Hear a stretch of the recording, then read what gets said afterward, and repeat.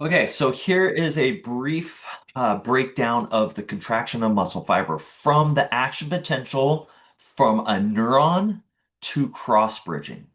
It begins here with this image that we took from our lecture. This is a motor neuron with the axon, and it has a bunch of branches called axon terminals attaching to the muscle fiber, also known as a muscle cell, right? And those connections have little bulbs. We call those axon terminals or axon terminal bulbs. And they're filled with some neurotransmitters, in this case, acetylcholine. So here we go. The action potential travels down that neuron, causes acetylcholine to be released, which will eventually cause another action potential down the muscle fiber to release calcium. We'll break down each one of those steps. Here we go. First thing that has to happen, action potential travels down motor neuron to the axon terminal. On that, I even drew a little circle here, are voltage gated calcium channels. Voltage meaning the action potential is going to open those. That causes calcium to come in to the axon terminal, which causes acetylcholine to be released from the synaptic vesicles. Acetylcholine then goes across the synaptic cleft to the motor end plate on the muscle fiber.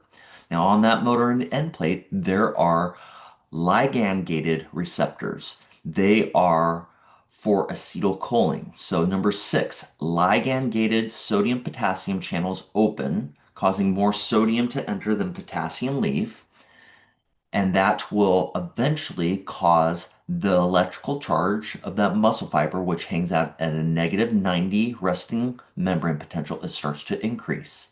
Once it reaches its threshold, number 7, an action potential is going to start down the muscle fiber's sarcolemma.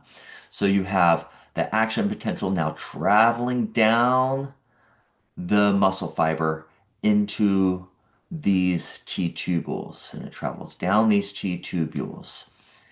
On the T tubules on each side are the terminal cisternae, which are filled with calcium. So those have voltage gated calcium channels. The action potential causes those to open.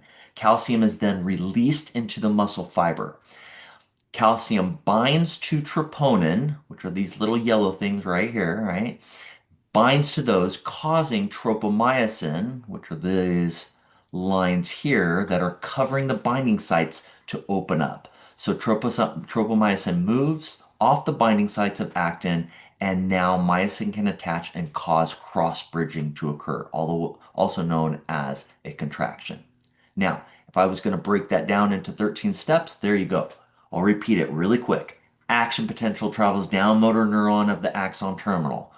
Voltage gated calcium channels open there, causing calcium to enter the axon terminal. This causes acetylcholine to be released from the synaptic vesicles.